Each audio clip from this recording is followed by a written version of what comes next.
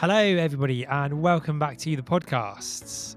Today, I'm going to be joined by Sarah, and we've got two awesome guests that we're going to be asking questions to in Seb Briggs and Emma Harris, who just completed the epic Kerry Way Ultra in 37 hours and 57 minutes.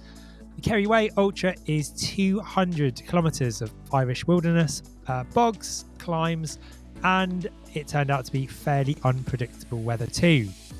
We'll be diving into their race experience, breaking it down step by step, and scoring it using our Race Toughness Index. Plus, we've got some fails, quickfire fun, truth or lie, and a few other bits and pieces to keep you entertained. We hope you enjoy the pod.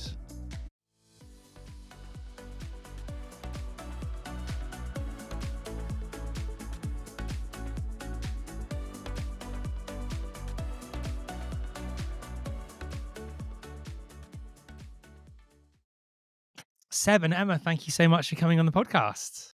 Thank you for having us. Yeah, thank you. I should just say at this point, I know we've spoken about it before we started this recording. This was organised by Rob, who doesn't normally have the capacity or the organisational skills to organise these things. You're like going to be outrageous about him already because he's not here to like jump in. Yeah, okay. Absolutely. But anyway, absent friends, and yeah, Rob, absent friends. Yeah, absent friends, and Rob is not here, so we are very happy to be doing this without him. Thank you. Thank you. So we always start with a couple of icebreaker questions. So if we start with you first, Emma, if you had to pick a celebrity to pace you for an ultra, who would it be and why? So I'm presuming that the celebrity can actually run the ultra, Well, they so do. I can pick anybody rather than an athlete. Yeah, exactly. You can pick Yeah. it. Yeah. So I think actually if you could give me any pacer in the world, it wouldn't be a celebrity, because one of the things I love about pacers is just when you really switch off from everything around you. You don't have any kind of positive, negative energy towards them, and you just kind of run in sync. And they know when to talk to you, they know when not to talk to you. So my absolute pacer would just be, one of the many people that I run with all the time, or my very oldest friend, Connie, who just knows me inside out. And I know that she would just kind of respond to my mood, kind of know what I would want at any given point. If I had to pick a celebrity, I'd probably go for Bob Mortimer, just because I think he would be quite chilled and we'd run together, and then he'd just give me a funny look. And then I'd be happy and I'd chortle a bit, and then I'd carry on and my mood would be uplifted. And I don't think he'd want to chat all the time. I'm not that chatty at the end of a race. And I think he would be very comfortable in silence. So that would be my That's a great answer. Have you seen Last One Laughing? Absolutely love it. Yeah. He was absolutely brilliant in that. And everything he says, he just sort of says something or just looks at you. And you think, life is good. And it's just quite a simple comedy, isn't it? It's not complicated. Yeah, no, I love that. But I also love the answer about running with a friend. And that's the first time we've had that answer. And yeah, it's very true to have someone who knows you so well in those hours of pain. Pain cave. Yeah, at the end of a race, when you're down on energy, the last thing you need is any energy at all towards anything not running. And I think running with someone that knows everything about you is just, and they can just detect your moods and so forth. It just, I don't know, I just think it just brings you that peace at the end of a race. And then essentially finishing a race with a really good friend, there's just no other feeling like it, is there? Yeah. Oh, Seb, no pressure, but she's landed a pretty cool answer. She's nailed it, hasn't she? Yeah, damn. Actually, well, interesting. I paced someone for the South Downs Way 100 this year, which was a last-minute jump in, and it's one of the George Falcon guys, and we'll get on to George Falcon. And he said when we met after, he said, I just knew you was nice, Seb. I didn't know there was a nasty Seb. And I thought, bloody hell, I wasn't quite sure that that's the way I was playing it. But anyway, that aside, I was thinking long and hard about this, and was listening to James Elson's recap with Dan Lawson on the Southwest Coast Path on his FKT as I was driving home from work today. And Dan said something, and he put it in some of his posts as well, about surrendering to the trail. And I thought, actually, yeah, I get that. And I just think Dan would be just so chilled. So, I mean, bloody fast, far too fast for me. And he's not great on his nutrition. But other than that, I think it would be great to spend a few hours with Dan and just talk about random stuff. Yeah, and he's had some epic adventures. I'm also not sure he's grown his suntan lotion, Seb. That is true. Yeah, he's not good for that. And actually, the other person I did think about was, and I don't know much about her, but Lucy Bartholomew, because whatever she says about running just makes so much sense, and particularly about nutrition. So I thought, yeah, she'd be good in your corner as well. So there we go. Yeah, it's a good balance then, those two. Yeah. We're delighted to be partnered with Protein Rebel. Runners, you want to perform at your best? Recover faster and stay injury-free? Protein Rebel has you covered. All natural, tasty, and free from unnecessary additives. Their products are gentle on the stomach, perfect for fueling your runs. Right now, get 15% off with code TTF15. That's TTF15. Fuel smarter, recover better, and crush your trails. Link in the show notes. And the next question we like to ask is a little icebreaker, and we'll go. I think we're gonna have to go with Seb first this time. Yeah. Otherwise it won't be fair. What's your ultra guilty pleasure when you run the long runs? Is it a snack, a tune, or a habit that gets you through the hard bits? I slightly struggle with this one, but talking about the Kerry Way Ultra, I think the precision shoes were top dollar. They worked all the way through, and also we mixed those with the Cheer Charge shoes as well, and we had little grab bags of those, and they just, it's one of those things. Get something in, you can digest them, move on. Don't worry too much about it. So they were good. I wouldn't say they were a guilty pleasure, but they absolutely hit the spot.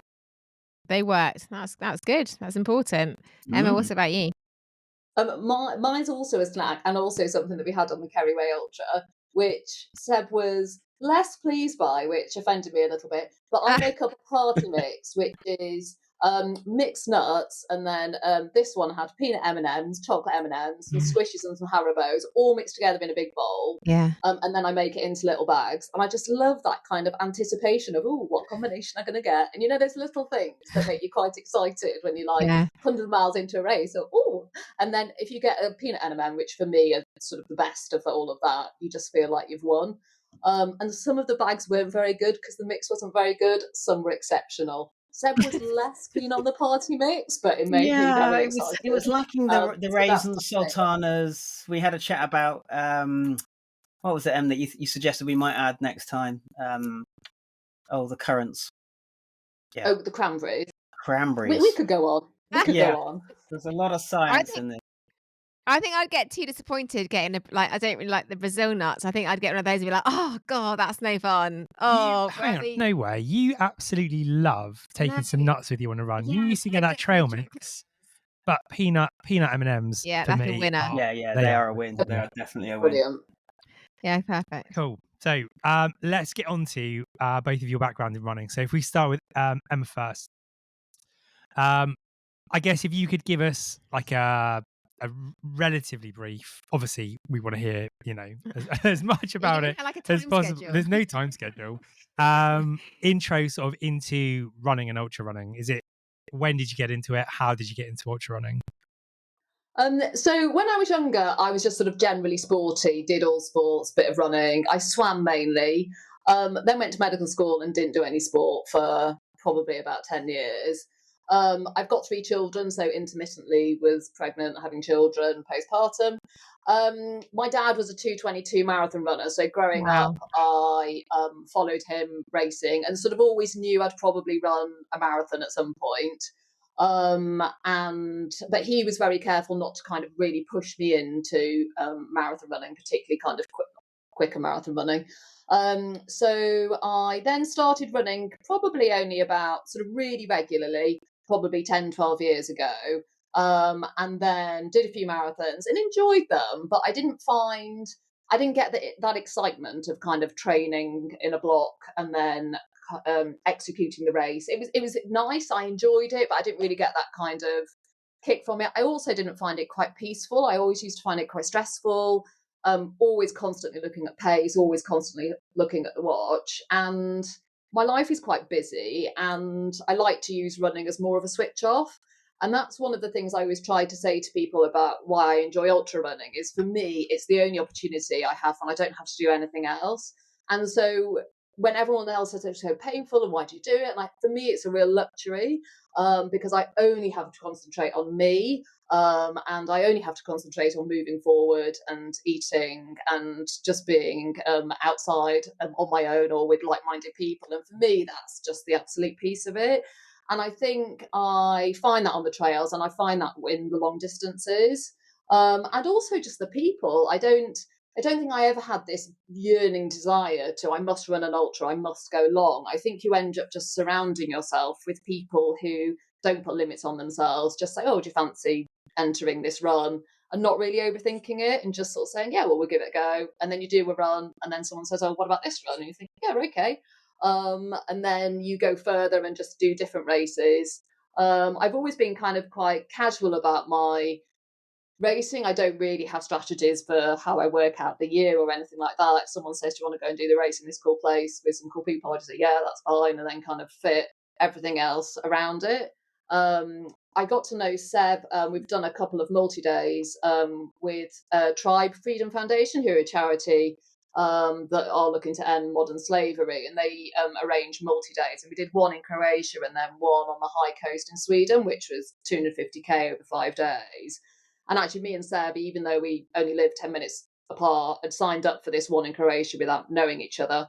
And then we had a couple of, particularly one day in Sweden, where we just had this it was on the last day in Sweden, we had this absolutely incredible day of running together. And we just both felt really strong. And we didn't really talk to each other, but we just ended up running together. And we were sort of running through the woods and overtaking people. And then right at the end, we sort of ended up halfway up this ski jump because we sort of took the wrong turn. Literally a ski jump. It wasn't marked. And then Seb just looked at this scree slope and just said, we're going down. And we sort of slid down this really steep scree slope together instead of going back the way that we came, and then just went into the finish. And it was one of those moments in running where we just looked at each other. We both burst into tears and we just looked at each other and just that was just the most incredible day of running. Yeah. And then we've kind of bonded over this day that we had running. And then we've kind of run together and been running buddies ever since, really. Yeah, what a moment that to have had that together. And I think you're right about when you say running being a luxury. We haven't heard that, have we, on here? And I think you're right. That's a really good description because it is just us on the trails. And that's what makes it so special, isn't it? So... yeah, I always find it feels quite self-indulgent when you do it. I don't like the word selfish because I don't think it's a selfish pastime, but it does feel self-indulgent to be able to switch off from everything around you and just concentrate on moving forward. Yeah. And the simplicity of that, especially in today's world where it's just so busy, there's just so much external stimuli that, just the peace of switching off and just concentrating on moving forward, I just absolutely love. Yeah. Seb, how about you? How did your journey start? Because I'm a little bit older, I first ran London in 1997. And that was in the days when a memo landed on my desk at work and they said, oh, we've been offered 2 places. Do you fancy it? And I thought, yeah, I'll do that. Then ran it again in 98, then did nothing because, again, children turned up, etc. We have 3 kids. And a mate at where I now work mentioned the Oxfam Trail Walker. Now, you guys might know that. It starts in QE every year, finishes in, they do it once a year, finishes in Brighton, along the South Downs Way. So it's 100k. And at the time, that just blew my mind. That was in 2009. And he said, oh, Seb, you're a runner. It's like, well, I haven't run for quite a long time, but, let's do it. And he'd done it like 4 or 5 times and was super keen to have a team. And you have to do it in a group of 4. And so we all trained independently, but did a few training runs together. We finished within the time that he wanted. I think we ended up being 15k. I mean, they sell it as a walk, but you can obviously do it as a run. And you raise money for the Gurkha Regiment and Help for Heroes. And then I kind of lapsed back into just doing marathons again. Did the South Downs Marathon, which now doesn't have 209 events, put that on. I think I did 10 years of that. And then there was one in, then sort of did that thing about, oh, well, maybe let's stray up to 50k. And then it moved on from there. But actually it's been sort of running mates have sort of gone longer, and you go, oh, hang on, I reckon I could do that. And then a mate grabbed me and said, well, hang on, get in. You've done. What did I think I'd done a 50 mile. I think I'd done the North Downs Way 50, the Centurion North Downs Way 50. And he said, oh, if you get one more in, you qualify for an entry to CCC. This is before the Stones, so before the UTMB running Stones. And he said, if you do that, you get an entry, and then if you don't, you're almost guaranteed second time round to get a place. And so it sort of snowballed from there. But I just love how thank you. So it's so interesting how you say, we started off doing a marathon, and then 10 days ago you did 261 miles. No, 200K. Well, not quite 200K. Sorry, 200K. Yeah. Sorry. But the point being, the distance just grows and grows and grows into this insane number that we just consider normal distances. Well, I was flicking back to our WhatsApp exchange where Emma said, it was actually in June 24, I don't know if you remember, but you sent me a message and said, I'm looking into the Kerry Way. And I think within 2 minutes I said yes. I had no idea what I was signing up to. And then we sort of kind of like honed in on the plan a bit. And she said, well, they do these 3 different distances. There's the light, which is 50K. There's the night, which goes through the night, is 100K. Or there's the 200K. And I think my response was, well, I can't think of a good reason not to do 200K. And I think that's kind of, we're quite similar like that. It's just a trail, and just go for it, So, Emma, how did you hear about the Kerry Way then? Because I watched a documentary which was called what was it called? 1,000 Kilometers of Chaos, with a chap called Kevin Leahy, who was training for like a much longer thing, like one of these like Arctic 1,000 kilometer expeditions, and he was doing like loads and loads of training, and part of that he ran the Kerry Way. And I just remember thinking it just looks epic. I think I could be wrong. It doesn't feel like, probably because it's in Ireland, it doesn't feel like it's something which people often talk about entering and racing in England. So how did you hear about it? So when I was a child, we used to holiday in the west coast of Ireland, and I've got lovely fond memories of it. And it's really beautiful. It's really peaceful. The hills are just magical, like the smells and the colours, just everything is just wonderful. And a lot of that is synonymous with what I find great about trail running. So I've always wanted to do a long race in Ireland, and there's a race called the Conor Marathon, which is over where we used to holiday, which is, I think, probably their biggest ultra race, but it's always around Easter. And you know what it's like when you've got kids, there's races that are like a half term or August bank holiday. Like, I could never do that race just because of the timing of it. So I would like to do the Conor Marathon, but it's around Easter, so I haven't done it yet. So then I was looking at other ones and came across the Kerry Way. And I liked the distance. It kind of felt doable. It's the longest that either of us have run in one go, but it didn't feel sort of too insurmountable. And then the website is just really basic, in like just it's a really lovely. Nice way. There was no kind of there's a lot of races that have been taken over by various companies, and their websites are very, fancy, with lots of kind of, come and test yourself on the most brutal trails and the hardest race in the world and all this sort of stuff. And it was just kind of like, this is a race, these are the checkpoints, that's it, do you want to do it or not, kind of thing. And I just quite like the simplicity of it. And actually the race was exactly like that. It was just so simple. There was no fuss, there was no detail. It was just organised by this one lady who was just no frills and just come and do the race. It was all kind of felt quite last minute. But loads of the people that had done it, who were racing, had done the race. There was a guy that came in the pub at the end who'd done it 10 times in a row. Loads of people had done it over and over again. And then when I was researching it, there's so many YouTube videos and everything of just the terrain, and it just looked absolutely beautiful. And then I just said to Seb, do you fancy it? And as you've heard, it was a very quick, yes, that sounds great, let's go.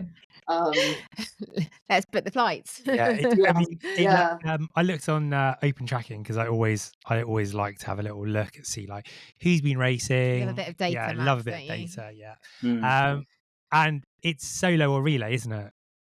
Yes, there is a relay. There was 4 races. So it was the main race. I don't call it the main race. It actually had fewer people in the other races, but there was the 200 kilometre, and then there was the night edition, which was 100 kilometres, and then there was the light edition that was 60 kilometres. So when we started on our own, and then later on down the trail, sort of halfway through, 3/4 of the way through, other people joined. And I'm sure we might talk about that in a bit, kind of the pros and cons of having people kind of come onto the trail who are fresher later on after you've run a long distance. But there were lots more people doing those races. And then there was a relay, and we were asked to put a ribbon of a different colour on our backs, so that if you came across somebody, you could spot which races they were doing. We all forgot what colours everybody represented, apart from we all knew the 200Kers. So we were like, yeah, you're one of us. But yeah, so lots of different races that sort of ended up all at the same point at the same time. Yeah, perfect. How did so you live 10 minutes apart, and the training block for this would have been quite massive for a 200K, the monster of the events, if you like. What did the training look like in prep for the Kerry Way? Did you train together? How did it look, Seb? Yeah, so we're both part of the George Falcon Trail Runners. So Seb, do you want to explain what that is for people who don't know? So it is a group that was set up by Sam Skinner, who and his wife Amanda, who it kind of happened as a result of they park at the George and Falcon pub in Warnford, and there's a classic loop which is Beacon Hill and or Winchester Hill. And it just became this sort of movement, I guess, for helping people who want to run, who may have had other challenges in life, and how running has given them a focus. And we came across Sam when I think, Emma, wasn't it after his winter or during the Winter Downs 200, where he absolutely smashed it out the park? I saw him when he was in Exton, which is near where we run. And I didn't know who he was, and I just went out to cheer for him because I was on my way back from work.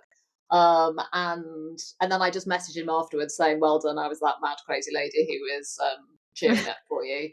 And then he just said, "Oh right," and we're in this running group. And then I just said, "Oh right, that sounds great. I'd really like to join." And the reason I joined actually was, Sarah, you might be able to relate to this. I really like running at night time, but just as a woman, I don't particularly like doing it myself, particularly around where we live, when there's not much phone reception and not much street lighting. So in the winter, my running window is quite short during the day with the dark. And they quite often arrange night runs, or they run early in the morning.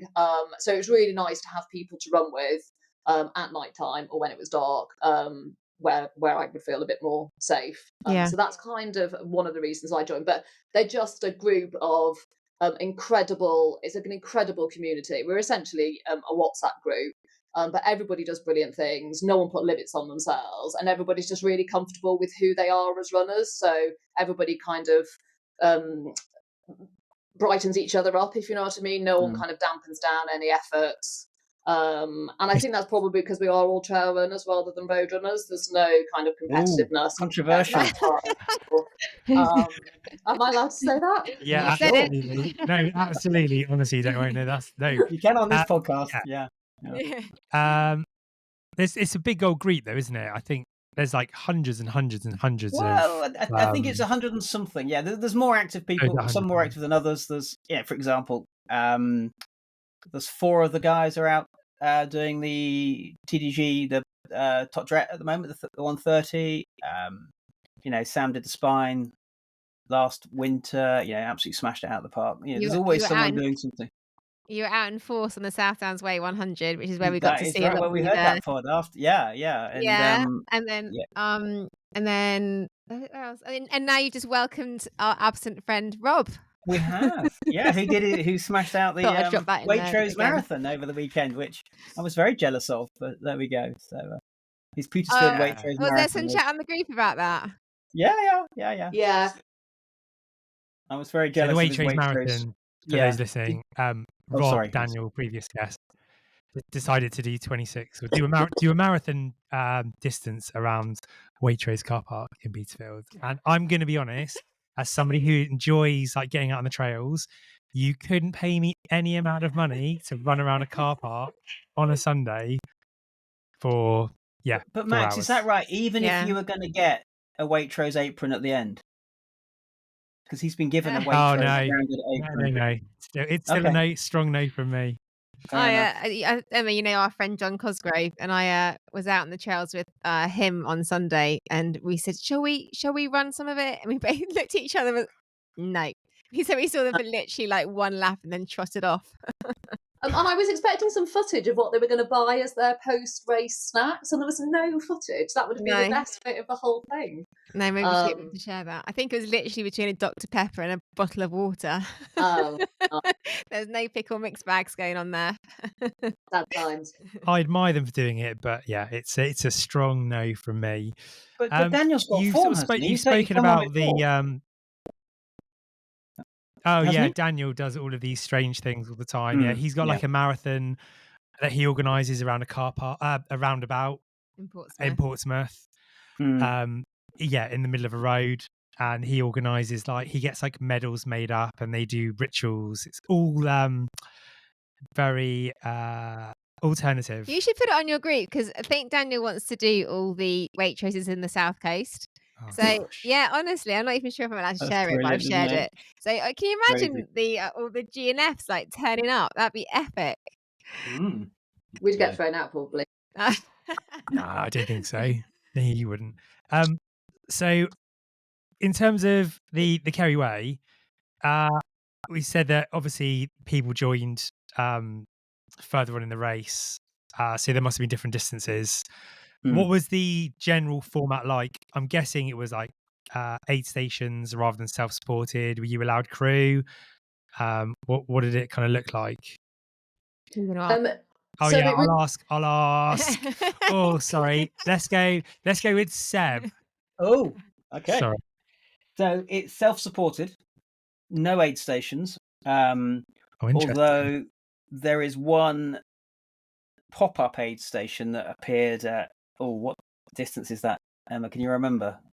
Those boiled potatoes. Yes. They were saying that was when we came out of water. That was when we just came down to Waterville, wasn't it? After the hard sections. Yeah. That was probably about halfway through. It probably, yeah. Just after 100k. You don't have. You're allowed crew, but it's not. You don't. Your first crew stop is at 46k, so that's quite a schlep into the race. At the first, there is a bag drop at 24k, so you can have a small carrier bag of stuff. And those who don't have crew, there's 8 support stations through the 200k. And what that means is you end up. I mean, some of them were sort of 4 or 5 hours apart at the pace we were going. It was, because of the terrain and weather, and we'll get onto all of that, but you've got to be pretty self-sufficient in terms of your. And we managed to persuade my daughter, eldest child daughter, to come out, and so we stocked up the hire car, and she was just amazing, just absolutely nailed it. But there are designated support points. It's not like some of the US races where you can just jump on with your crew at any point. But then there's the odd sort of garage and shop, depending on the time of day when you're passing through some of the villages. But yeah, there's no aid stations at all, other than that one pop-up. Yeah, so if you don't have a crew, you basically get eight carrier bags, put some stuff in each of them, and then when you arrive at a checkpoint, you either go to your crew or you just go to a table and take out your own carrier bag. So there was no food or drink or anything like that laid on at all throughout the race. Had you done one of those races before like that, Emma? No, but we knew that it was like that. You can kind of tell from the vibe of the race. And then actually there were these lovely, lovely ladies who put on this ad hoc aid station after the most difficult kind of section, and we came running down and they were like, "Can I get you a cup of tea? Can I get you a cup of coffee? I've got some scones, I've got some carrot cake, I've got some," and they were just absolute heaven. And that was the only, but it felt a little bit luxurious, didn't it? Because we just weren't used to being offered any food or anything.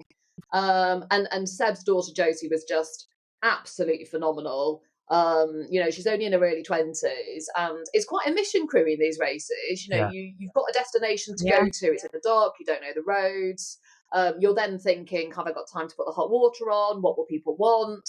I think it's like, it's a really big thing to do. And she was just 100% reliable. She was calm, but she was cheerful. She was just absolutely our rock. Oh, I was how just special. like, How it was, special. Did she yeah, crew she for the was whole just absolutely 37 hours? Yep, yes, she yeah, did. and she never once moaned or Oh, anything. She was just like, what can I do to help you? Yeah, she was absolutely fine. And at one point we'd taken over a jet boil and we'd bought some gas over there, but the connector didn't work. And she'd just taken upon itself to go to some random farmer's house to buy us a gas canister in the middle of the night, just so that we would have hot water, so that we could have porridge and so forth. So she was just wow. incredible. I think you found your future crew for your next Yeah, races forever. Oh yeah, absolutely. She's a professional now. Oh, So where were people able to get water from? Were they having to put water in their carrier bags, or were there water points along the way? So Seb, you put some water in from a stream, didn't you? And then used Yeah, one of those Steri tab things. yeah.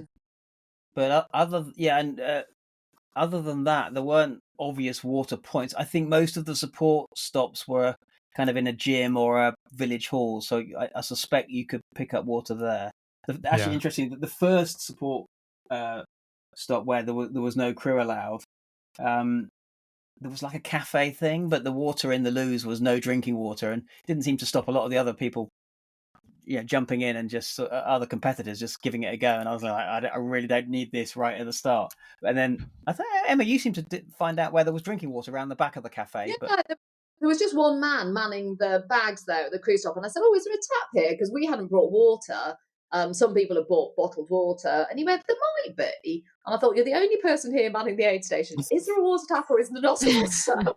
It's not And then really the once answer we you went round want. the corner, so I went round, and there was water. Seb and I did the ARC 50 together in January, and there's quite a long portion of that where there's no aid station, and both of us had ran out of water. And on this one, we didn't know the route at all. We didn't know where the long sections were. We hadn't planned any of it, so but we knew as we were running, people kept saying to us, this is one much more difficult section. So we'd just taken an extra water bottle. We actually, neither of us used it. We just put it in our bag, but we did have that just in case. And then apart from that, we just drank our litre and then refilled when we got to the crew points. yeah. Sounds like it sounds. Although you say it was a bit of not so much planning as in you went with it, there sounds now you're breaking it down quite a lot of planning to sort of piece it all together. But especially with the hydration and things. So at the start, I'm going to say it wrong. Kalame. Killarney. Sorry, Killarney, Emma. yeah. Yeah. What was the vibe like at the start? Like you said, it's quite not a huge race event, but in Ireland, I'm sure they like to celebrate these things. What was it like at the start, Emma? No. So we turned up. We arrived. It started off at Killarney racetrack. We arrived there 45 minutes before the race was about to start, and the gates to the race course were locked, and no one was there. and we were like, "This is weird. Like, surely there's like the event village set up. Like, where is it?" And we knew it was fairly low key because of the registration at the time, the day before. And then the lady who organises the race kind of arrived and was like, "Oh, the gates are closed." And we were like, "Yeah, like, gonna go in." And then she took about 10 minutes together with the staff opening the gates, and then we parked up. And then we sort of just sat in the car, and people were arriving, but no one was really doing anything. There was no indication where the start line was. There was no arch. There was no nothing. And then with about 20 minutes to go, like it's quite nice to soak in the atmosphere. With about 20 minutes to go, we thought, well, we're going to better get out of the car. So we sort of got out of the car, went into the car park, and I just said to a couple of guys, like, where's the race start? And he said, oh, don't worry, it just starts over there, and pointed to like a different bit of the car park. And then with about 10 minutes to go, they just put up this really quick arch and then said, oh, we'll just be starting in a minute. It's out there, turn right, and then you're on your own. And the course wasn't marked at all with race markings. It's marked with Kerry Way Ultra, the Kerry Way signs, just like, the South Downs Way is marked with South Downs Way signs. It's actually much better marked than the South Downs Way. So even when we went out of the racetrack, there was no signpost as to where we were going at all. And when we came back in at the finish, that was really weird. I was like, there wasn't even a marshal to say turn in here. And it was only because Josie had been to the finish and ran back to kind of run in with us that she was like, it's left here, right here, left here.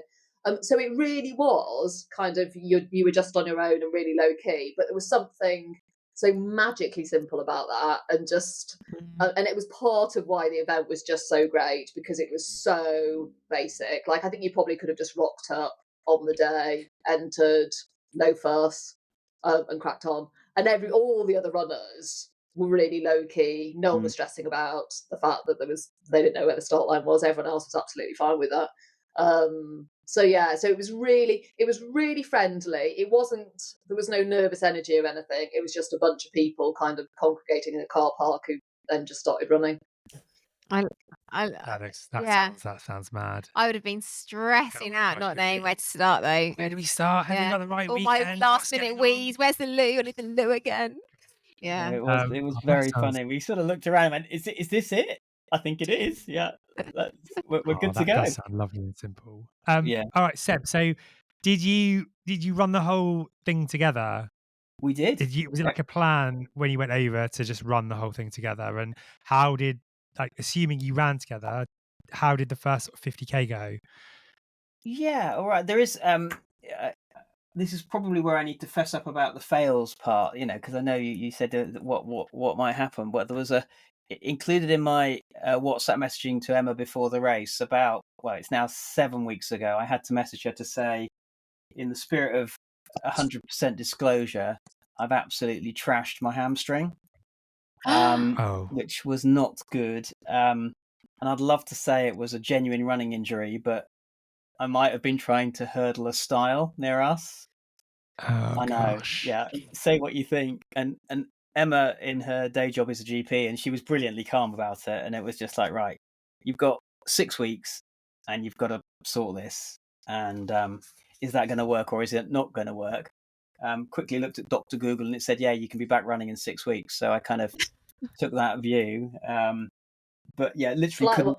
Yeah, Dr. Google, not Dr. Me, thank you. Well, no, you were very supportive as well, just to be clear. But it was a weird one. You know how all this stuff we do is in your head, isn't it? It's all about, the mental side of it. And I kind of got to a place where I thought, I'm definitely going to start.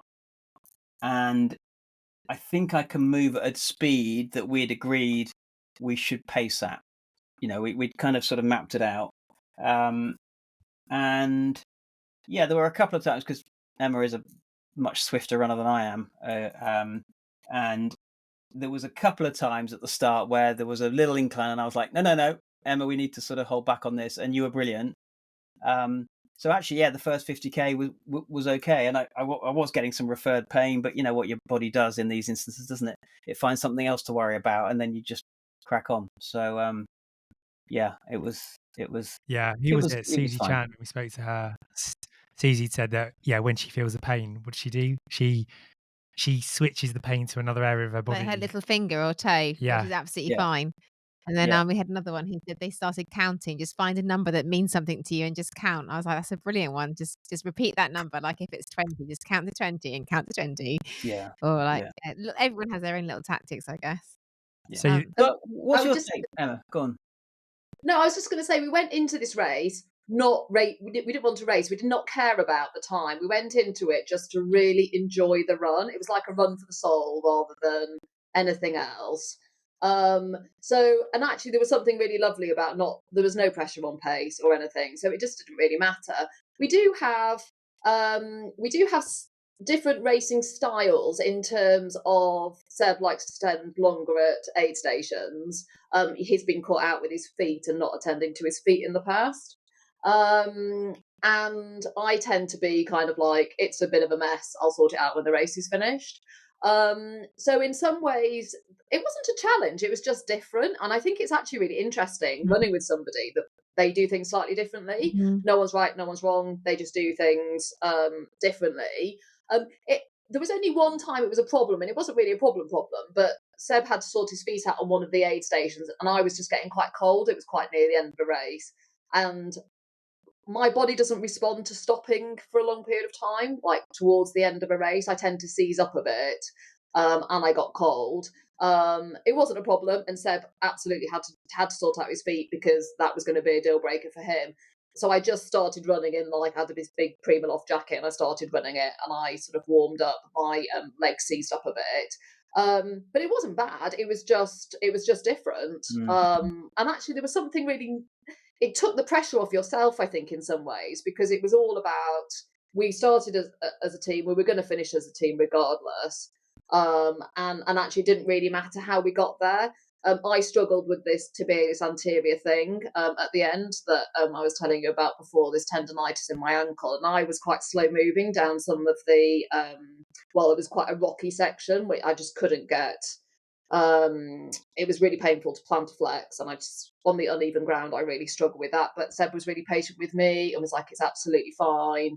I think in the spirit of the race, everybody was patient with each other, weren't they? All the Irish people were just really chilled out, and there was a lot of single track road and trail, and at the end, when everybody else was joining in, they had much fresher legs. They were moving much quicker than we were, and there was loads of these awful styles. It felt like there were thousands, I don't know how many there were, which were like step ladders, and you had to kind of go walk up a step ladder, rotate, and then walk down backwards. And sometimes you would get to one, and there were people that were on the 50k race who were there behind you, and normally I'd be like, "Oh, do you want to go first?" But they were like, "Absolutely, you're incredible, you're doing the whole thing, you absolutely must go first." And then I'd be really slow kind of manoeuvring over this thing because it was all muddy and wet, and I was worried about falling over. And they were like, "Just don't worry about it, it's absolutely fine." And so I think the spirit of the whole race was just, get to the end, everybody try and get to the end.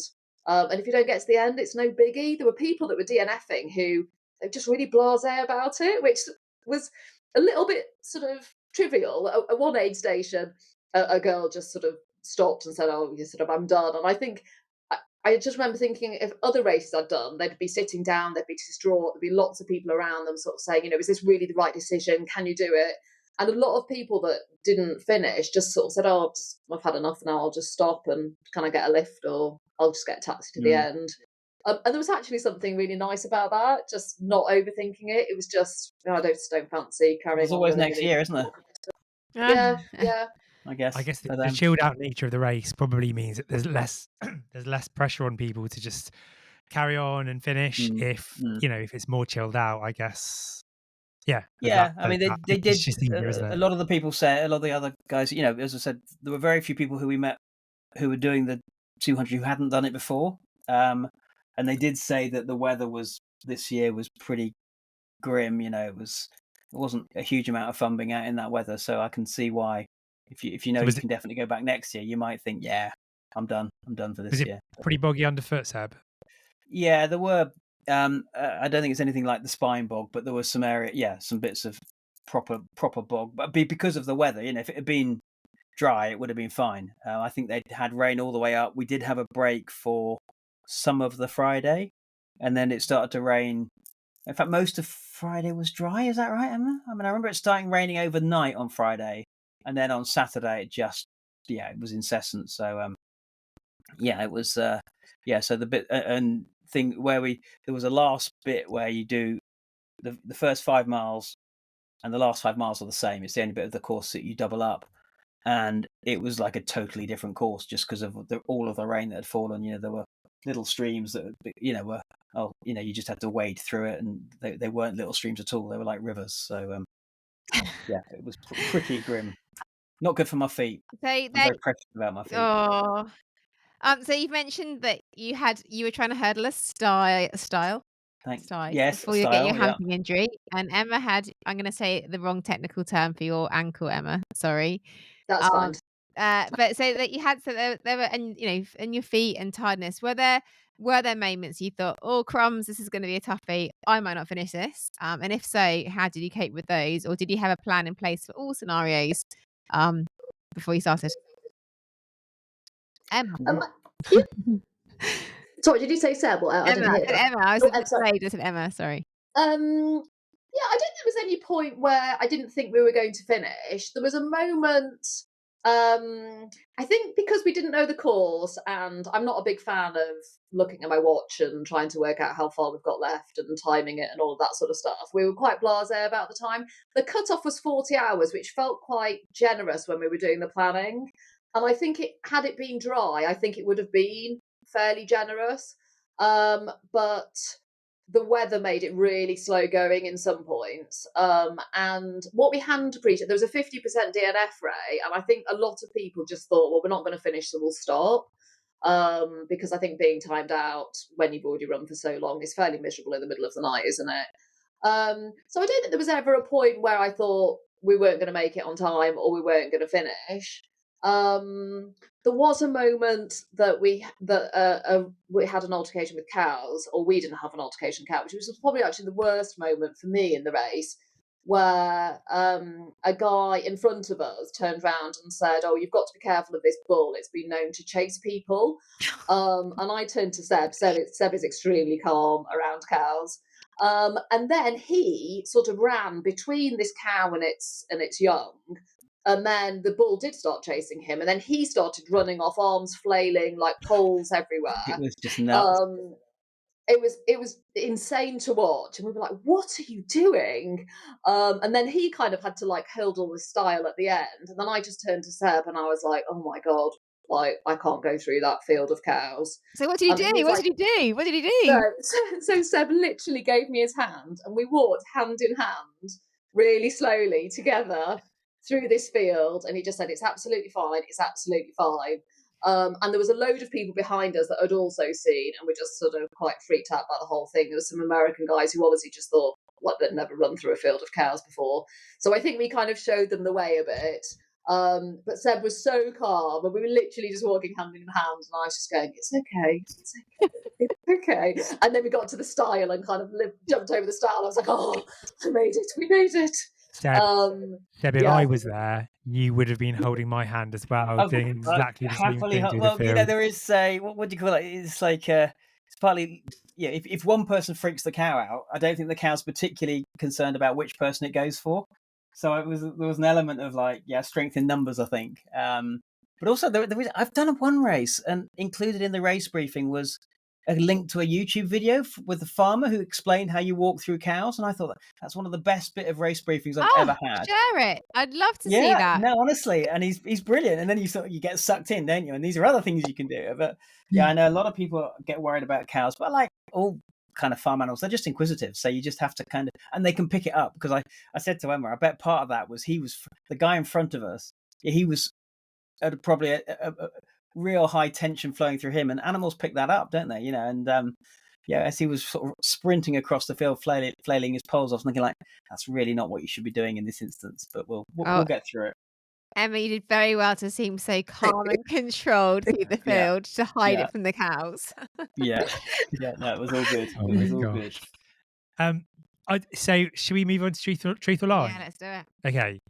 Awesome. So I believe you've got a couple of statements each, which could either be true or could be a lie.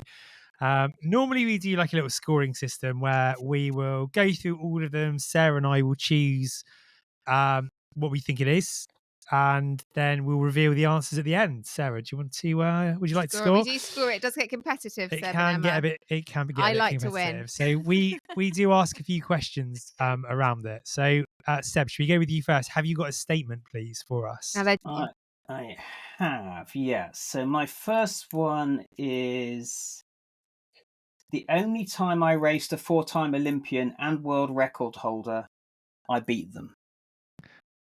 Now, I suppose. Yes, Max.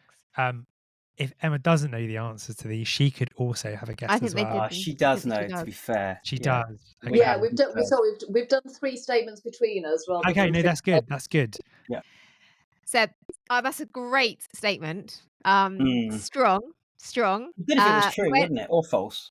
Or false. When was this? This was in the late 90s. Now, he did do some marathons then, and although Seb looks great right now speaking to him, I'm guessing he was. How do I say this statement? Where are you going with this, Sarah? Sarah's got the spade out. Sarah's digging. Is she digging? Good. Where was the race? It was, without sounding too up myself, it was in Africa. Oh wow!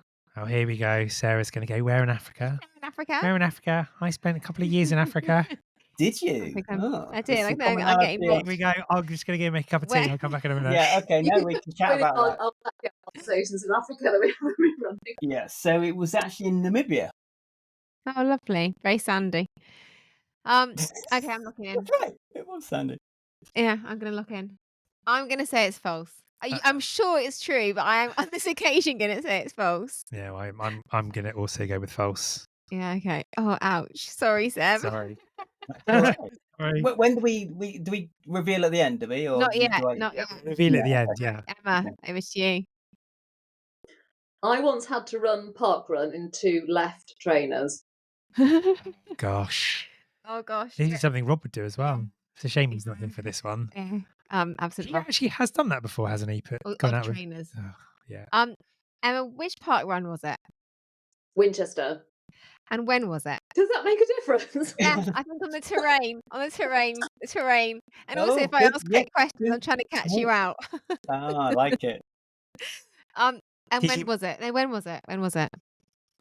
My son does swimming before parkrun, so I'd had to drop him off at swimming, so I had flip-flops on.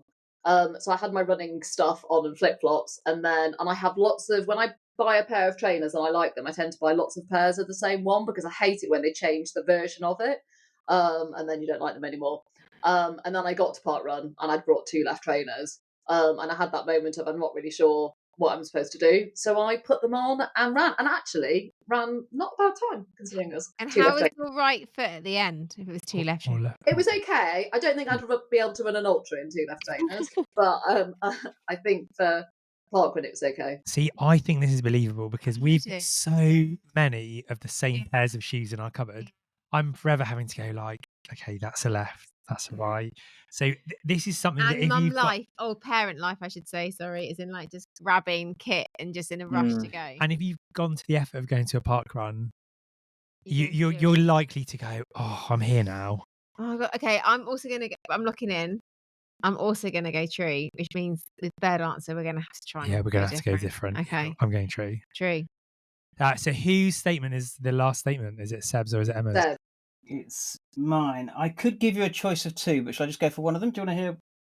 Oh, that's good. Either Yeah, I once yeah. turned up to an ultra with none of my mandatory kit, Oh gosh. I'm or I once dropped my phone into a portaloo at an aid station and had to retrieve it. oh. Oh. Let's go with the Portaloo. Which was the what was the Why would you go with the Portaloo? Surely you should go with mandatory kit. Or the like. Well, Depends on how come much you on. want to talk about human poo, doesn't it? Well, it comes up a lot in ultras. So, Okay. Yeah. what was the race? North Downs Way 50. Oh, a Centurion one. Okay. So, how did it come to falling down the toilet? So when you go in, you obviously have to generally sit down, put your phone on the side because you don't. As a boy, you don't have to sit down, do you? But I was sitting down, and you put your phone on the side because you think next to you, you think that thing's flat. It's actually not, and so it slid, not down the loo, but there's the whole seat thing can lift up, and it slid down the gap there. Oh, that sounds horrendous. So, how And did remember you that your phone is mandatory kit, so you can't just move How it. did you then go about retrieving it? Was it just a roll like hand straight down? Well, yeah. What you realise is when you're in an extreme situation is that bit that you sit on, the whole thing lifts up. So not just the loose seat bit. So you don't have to go through. Sorry, this is detail, isn't it? Through the hole, you can just lift it up. So it's like lifting up a bench seat, and then you just have to go for it. Put your hand in and find it. I mean, Rob stops for a poo every time we run in the mornings. Every single morning. Does he he want you stops. to share that? Oh well, I have. He's not here. So I am quite used to talking about all this sort of stuff, but and I think it's possible. Okay. Well, Well, I'm going to say, because I listened to your one with Debbie Martin Consani, and she'd had a similar story. Do you remember in a Portaloo? Yeah. Yeah, hers was true. It was. So I've got an issue with this. True as well. My issue is, and I hope now that it is not true. Otherwise, you might be upset with me for what I'm about to say. Not me. Don't say it. Don't upset anybody. I can't imagine anybody, unless you're like one of the first 10 people to go, is ever putting anything down on any surface in a toilet. You're quite fussy. Yeah. So like for me, putting a phone down on that kind of surface, I'd be like, so I'm going to go false. I'm going true. That's quite a technical, technical Seb, call. He's very technical. He's very complicated. Okay. Right, Seb, your first statement, can we have whether it was true or false, please? It was true. Seb, I'm so sorry. That's all right. Sarah. No, but yeah, I see. There may have been a slight bit of embellishment. Is that all right? Oh, that's okay. No, but you mentioned, Sarah, that there's lots of sand in Namibia. Yeah. And we were on me and my wife, we were on a train journey where they stopped at one of the big dunes, and everyone piled off. And it just so happened that two of the other people on the in the train were Colin Jackson and Frankie Fredericks. What a story! Yeah. So we saw them running up the sand dune, and I thought, right, bugger this, I'm going to beat him. So he didn't actually know it was a race, to be fair. But in my head, it was a race. I don't feel so bad. Yeah, so there we go. So that was quite cool. That was quite fun. I think you might have won this now. Now I'm Emma, gutted. what was the answer? Two left feet, yeah. Yeah, 2 left feet. That was false. Oh, I brought up an odd trainer, but not 2 left feet. I actually just experimented with putting them on, and I just think it wouldn't be too bad. But no, I've run apart with odd trainers, but not 2 left-sided ones. But you were so convincing in your story. Well, thank you. Yeah. Oh, that's frightening. Yeah, that's frightening. That's frightening. All right. That means you won this Seb, can you have your answer for the last one, please? Right. So the story is, but there's a caveat to this. It's a true story, but it's not about me. Oh, so bring those arms down. It was my daughter Josie who crewed us. She did it at a riding event, so it can happen. But I thought, yeah, that's. I think we should call this our first draw. Then. No, how can it be a draw? Oh gosh, no! I'll take the win on that one. Very good, very good. Very good. Oh, thank you. So I win that one. Okay, let's. Right, so clear. Who won, Max? Did you win? No, Seb, we're moving quickly on. Okay, it's the only thing I ever get to win in our relationship. So I have to milk it. Well done. So what we do is we got like this new race index score. So we did one on the Leeds and Liverpool Canal race with Daniel a couple of weeks ago, where it came out as like 33 out of 100. Obviously, different people, it's all going to be subjective. So I guess like you think about a race which is going to be like near 100, you're going to be looking at something like the Barclay, aren't you? Something which is like consistently really tough in all categories.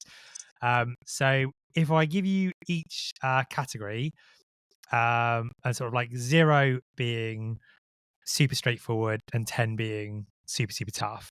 If we start off with, and Emma, you've already touched on things like the website. So like thinking about like the cost of the race, the booking format, pre-race info, was registration like easy, everything clearly emailed, no issues? How would you sort of rank that out of 10, with 0 being like all straightforward and 10 being pretty complicated, expensive, etc.? So I gave it a 4. It was straightforward, but there wasn't really any information, if that makes sense. So you had to run 150 miler to qualify. I just looked, it was €170 to enter, which I think is fairly standard these days. It wasn't particularly expensive. There wasn't really any information on the website, and there was no means of contact. There was a WhatsApp group set up that we were all invited to join, but no one was allowed to message on the WhatsApp group. So whilst it was very straightforward, registration was straightforward, mandatory kit check was straightforward. If you're the sort of person that needs to go into a race and know a lot of detail before the race, you would have found it a little bit stressful, I think. So it was quite a difficult section to mark that. So I gave it a 4 because it was really straightforward, though it just was very information light. But I thought that was quite nice about it. It wouldn't work for 50% of the people then on the Arc of Attrition Facebook group. No. That's a great shout. No one was gonna be advising you on what trainers to wear and which waterproof jacket to take and everything like that. It was really basic. Which I actually really liked. But yeah, it's not for everyone. Thank you. So, Seb, next one: race briefing and support crew. How much did the race support or crew access? We know it wasn't crewed, but no, not crewed. Sorry, but as in like the access. It was. Sorry, it was crewed, but it wasn't. Yeah, we had crew, but no aid station. Yeah, we. So how would you rate it? Yeah, both Emma and I independently scored this before. We did our homework, guys. You see, we thought we should, and we both scored it at a 5. I mean, it is self-supported. There's some quite amusing stuff come out around. Well, please can you get someone to watch your tracker because we can't possibly keep track of everyone, which I thought was quite sweet. Yeah, and other things like that in the yeah, I know, it's classic, isn't it? The race disclaimer was a laugh a minute. But they were brilliant, and I messaged the race organizer because there was no GPX, and she said, well, I don't like to share it because the course changes every year, and because it, there might be a road closure or some tree felling or landowner permission. So here's one from 2022, but just follow the signs. So fair enough. So that's what we did. Yeah. And you kind of work it out. And I think it helps that we've both the race we did in Sweden, the multi-day that Emma mentioned, race. It was a run rather than a race. That was all GPX self-tracking, and so we both had it on our phones. We both had it on our watches, and so between us, I mean, that is a really good reason, I think, to run with a mate, because you can't be looking at your watch and your phone all the time, and just that kind of reassurance of yes, it is that way, and did you spot the next finger post, particularly through the night? So yeah, I think 5. So 5 for race briefing and support. Yeah. So course marking and navigation, Emma. Did you say you weren't allowed a GPX for this one because so because it's a recognised way, like the South Way is a recognised way, there is a GPX file for the way, which broadly corresponds to the race, but sometimes there's diversions. So we did have a GPX of the Kerry Way. There's a little bit a tangent that goes off at one point that you don't go on, but we did have a GPX. So we had it on our watches and on our phones. It was actually really well signposted. There's like a little yellow walking man, and actually, if you just look out for those all the time, I'm rubbish at navigation, and I didn't find it a problem. So there was no external marking at all. As I say, the first bit that wasn't on the Kerry Way, there was no marking, so you just followed everybody else, which was fine. And coming in and out of aid stations, because sometimes you'd go into a little village with the aid station, and just sometimes, I think quite a lot of races are like that. When you go into an aid station, you just have that moment of which way did that come in, which way am I going out again? That was a little bit confusing, but it was much better signposted than most of the ways that certainly I run on round here. So I gave it a 3, and I would say it's a sort of race that if you're not particularly confident about route, I think it's fine to do. I think there was one section where we went about 50 metres off track and we had to just track back. I think there was only that one bit, but apart from that, it was easy. So yeah, so I gave it a 3. That's good. Looking at the terrain and technical harshness, we know it's very, very you did a lot of climbs. How harsh or technical was the trail?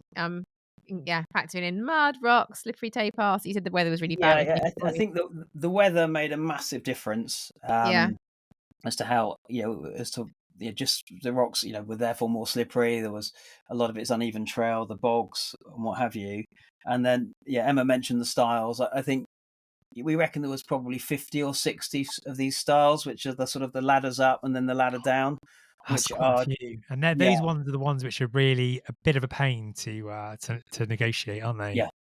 Because if you think about it, you're slowing down, you're stopping at the bottom, you're walking up, you're spinning around because some of them are so steep you wouldn't want to go down them forwards. Although some of the local runners have got that down to a fine art.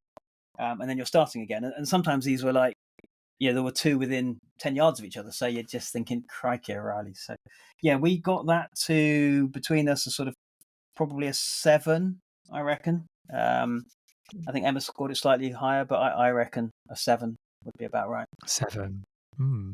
High. Yeah, that's high. Yeah, good.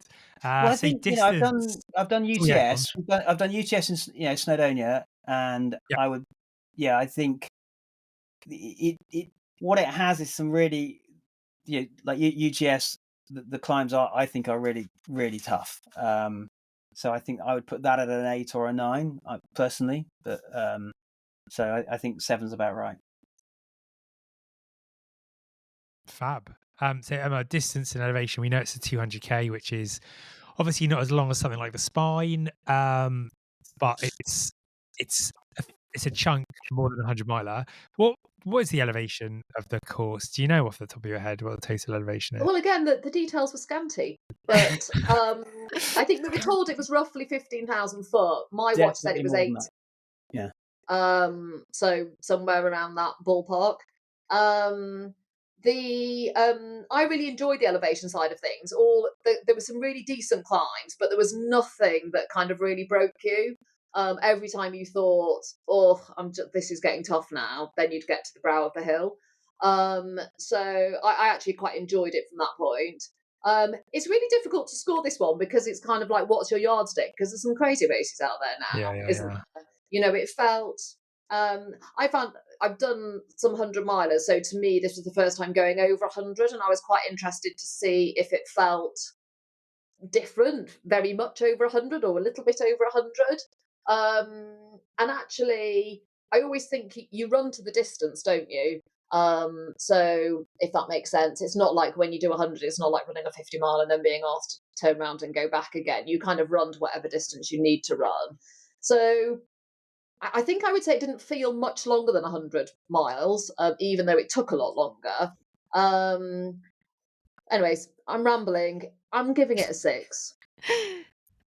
And the next questions, I know there weren't really aid stations, but so talk about like the checkpoints where your daughter could meet you, Seb. How frequently did you feel that you could meet and check in with her through the run? Yeah, as I said, they're sort of between 15 and 25k apart, and some of those are long. That takes quite a time over the terrain.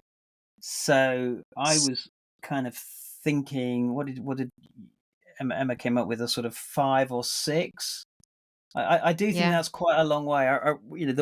Emma mentioned the Arc 50 and that run into, oh gosh, is it the one into St Ives?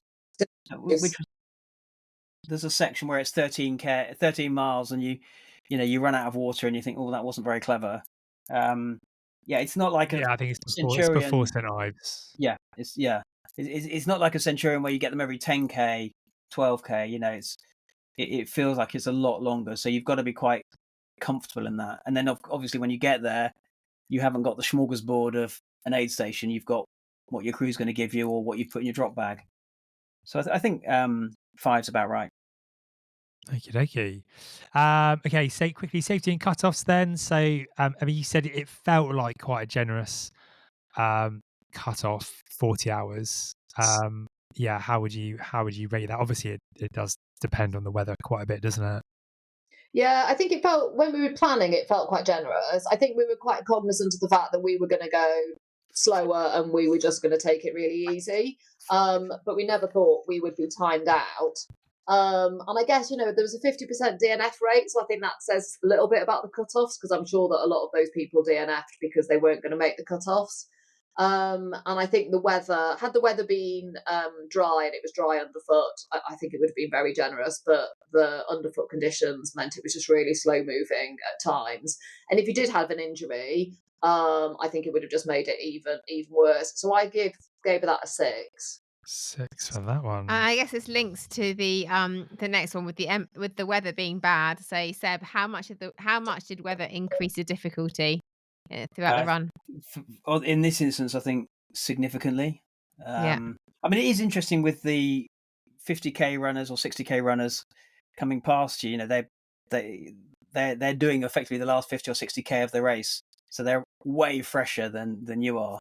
And certainly the lead pack were just sort of bounding through, which was quite helpful. Kind of mentally thinking, okay, so it's possible, but in our state, with 150k in your legs, that's not going to happen.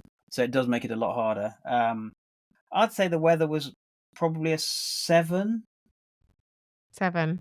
Yeah, that's quite hard. Yeah. Well, yeah. I think well, just because of unlucky with the nature of what we got. We had, if you think about it, we had rain through the night, and then from 10 a.m. till 8 p.m. it was raining constantly. Yeah. Good. Yeah, and it's exposed. Not It's good no that you've had loads of bad weather, but good, like good. it's Rubbish. yeah. I meant as in just the overall number.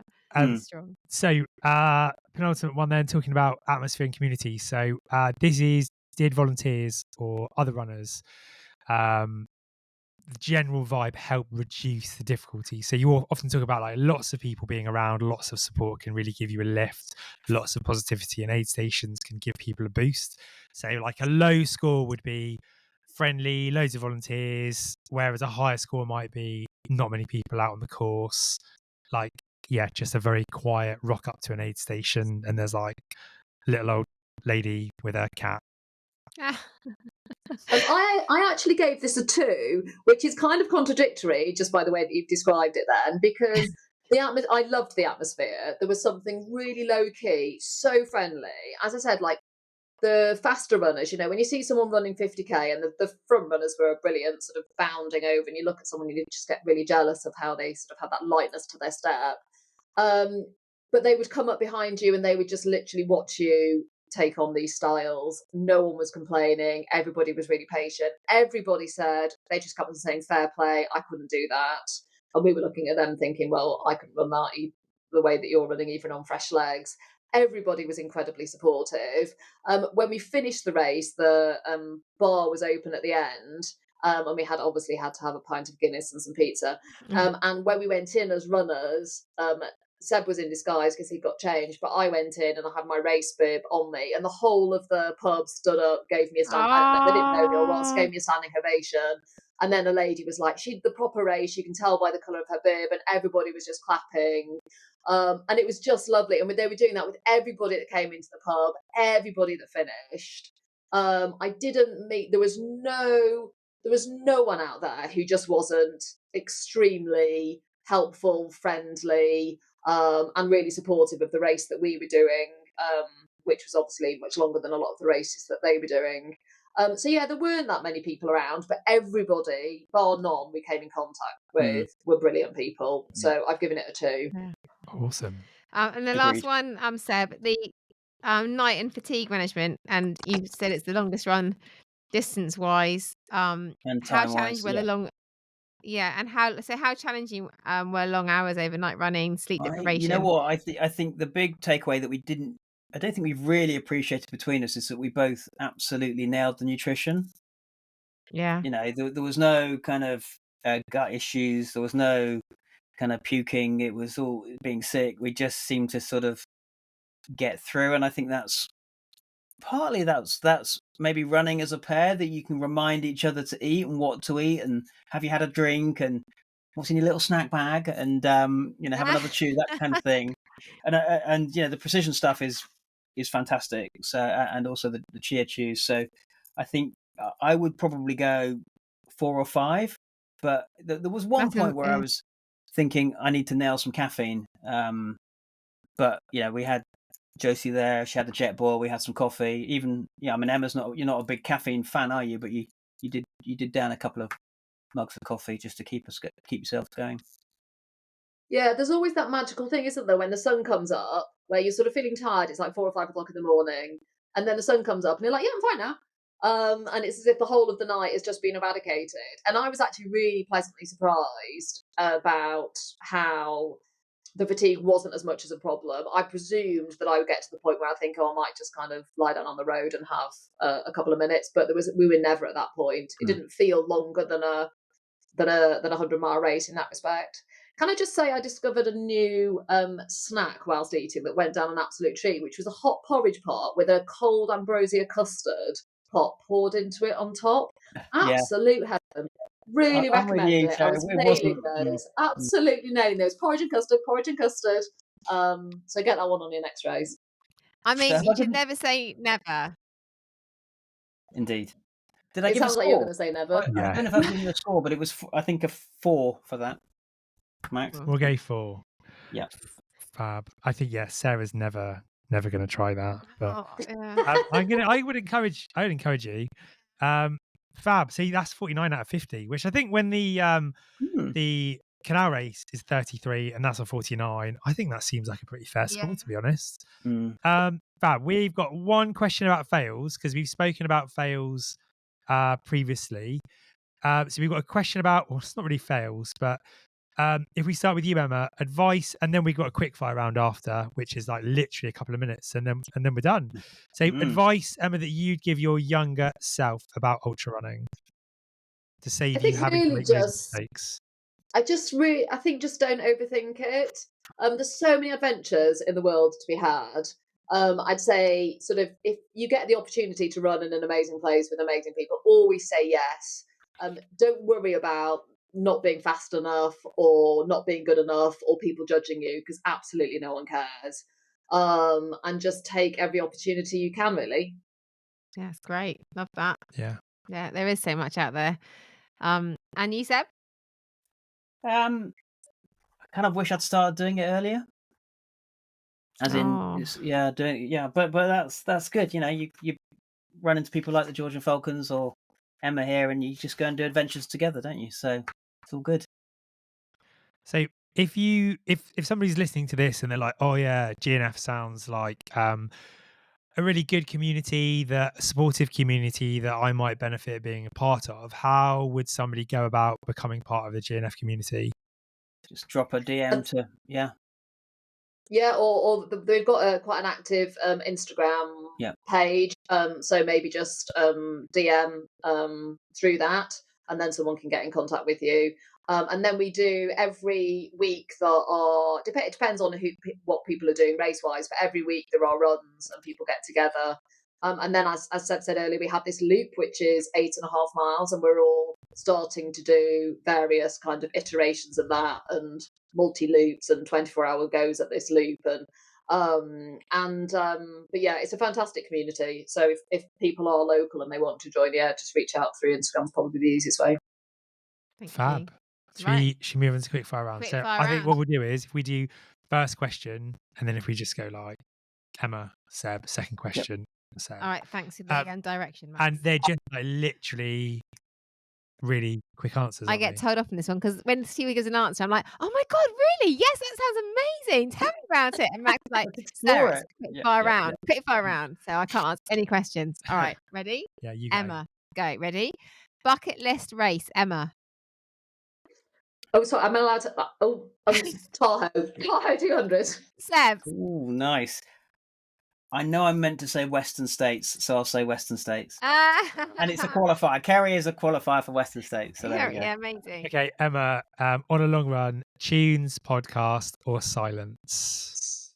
Silence. Seb? Yep, silence. 100%. Oh gosh. Favorite post-race meal, Emma? Porridge. I love custard. Porridge. Well, to be honest, at the moment, I can't look beyond the pizza and Guinness at the end of the Kerry Way. Dream. Yeah. Guinness was incredible. Most underrated piece of kit that you own? It's not kit, but I have this lanolin nipple cream, and it's anti-chafing, and it's absolutely superb. I put it on my feet and everywhere else, and it's brilliant. Yeah, no, that counts. That definitely 100%. counts. Seb, how about you? I'm going to say arm warmers, or those arm sleeves. Yeah, they are brilliant. We've had that one. Oh, sorry, I shouldn't be talking about myself. Hot or cold weather racing forever? Hot. Seb? Yeah, definitely hot. Sunrise or sunset runs? Sunrise. I'm in bed by sunset. Yeah. Seb, how about you? Hang on. Give me it. I would say both, because you want the sunset and then you want the sunrise. So you run through the night, basically. We haven't had that answer before either, Max. So first ultra you've ever DNF'd, if you have DNF'd or have come close to, Emma. I've never DNF'd an ultra. I did DNF the Chicago Marathon, I'll just finish there. Yeah, Seb? Endurance Life Dorset Ultra Plus, December 2020. Didn't do the last loop. So I did do 33. I didn't do 44. But I literally couldn't move. It was so cold. So I pulled the plug. Is there anything that you always forget to pack on race day? The thing I always forget to do is I do absolutely everything, and then I always forget to just fill up my water flask, the ones that I'm actually carrying at the time. So I always have to remind myself, fill up your own water, fill up your water. That's quite key. Yeah, exactly. Well, the truth or lie about turning up to a race with none of your mandatory kit, that was true, and that was the ARC 50 this year. So it's not, I don't always forget. Is it that short kit list? We got one more question, and then we can come back to it. That's traumatized me. Irrational pre-race superstition or ritual, Emma? I literally don't have anything. So I could make one up, but I don't have anything special. I do. Okay, that's good. Seb? I am a huge fan of KT tape. So there will be KT tape pretty much everywhere, just because. And actually, Emma, it was a bit of a win for you, wasn't it, this time? Yeah, this is the only time I normally chafe on my, pack. When you pack rubs on your t-shirt, rubs on your bra, rubs on your back. Yeah. And Seb put some. I did obviously put my trusty nipple cream there. But Seb put some tape just on the area. I've never tried that before, and I didn't have any chafing at all on my back. And sometimes when you finish an ultra, you get in the shower and you're just like, oh my gosh, that is so awful. Yeah. So actually, that's brilliant. I'm going to do that again. There you go. That's your pre-race. Yeah, that's my pre-race ritual now. Yeah, that's it. Can we just very quickly go back to the fact that you didn't take any mandatory kit to the ARC? Did you leave it in your accommodation or something? I feel like Sarah needs to process this. So we were travelling down together, Emma and me, in my van. Is that right, Emma? It was. Although I am in no way. Oh, you're no way culpable. But so I had been super organised. Those sort of shopping bags the bags for life, where you put all your stuff in because you take it to race check. It's all good. There you go. What do you want to see? I left that on the landing at home and didn't realise until we unpacked when we got to our accommodation in Cornwall. Oh, now, how does where does that go? Yeah. Was it like oh gosh, I've now got to spend thousands of pounds buying. I have my trainers, and I had. So I don't know if trainers are mandatory kit. I mean, you obviously have to wear trainers. So I had those. So that was all right. I had some socks, and I had a running top, and I had my shorts, all my leggings. I didn't have my pack. I didn't have anything else. But there were, how many of us? Probably 12 George Falcon Runners. Okay. All running or supporting. Yeah. And we just got it together, and we didn't end up buying anything actually. Poles were the big one, weren't they? Because we really wanted poles. And so we went into Truro, we phoned around a few shops, and we went in, and they only had those kind of non-retractable ones or the really heavy ones. So that was just, a little bit of a detour. But you were actually, all things considered, Sarah, Seb was amazingly calm. He was like, I don't think I've got my mandatory kit. And I'd been like, oh my God. Oh, yeah, that would be and Seb's like, what can we do about this? And then two of the guys who were staying with, Ian and Gareth, in the same house, they have been there, done it, got the T-shirt, done, Dragon's back, everything. In fact, Gareth's out doing the 130 at the moment. Most people who go, they take extra stuff. So it was fine. And one of the other guys who was supporting, he had a pack, a Salomon 15. I thought that'll do. The poles we got from a friend, guy called Jason, who's friend. Well, he's a kind of an honorary Falcon. So it all worked out. No stress. The specialness, if that's a word, of a running community. Oh, massive. So very amazing. It was incredibly kind of everyone to sort of rally around. So amazing. Thank you so much for chatting to us. It has been so much fun hearing about your adventure in Ireland, and a huge congratulations to you both. A very special podcast today. So thank you. What's next? What's next, Emma? Are you allowed to share what's next? Well, I'm just mainly going to saunas at the moment. Hey, that sounds good to and me. I am A-okay with that. Seb, anything booked? you mentioned we mentioned Tribe earlier, Tribe Freedom Foundation, and they have offered me a place for London next year, London Marathon. Wow. So I will be doing that, and then South Downs Way 100. Which I have my crew and pacer on this call. Oh, and what a special one you've got there. Signed her up. Yeah. Awesome. Oh, thank you so much for coming on and chatting. Yeah, thank you. It's been actually nice to process the race and talk it through. Yeah. So thanks. Yeah, it's a pleasure. Really thank you, it's guys. Wonderful. See you soon. Let's run soon. Yes, let's take care. See you soon. Bye. Bye.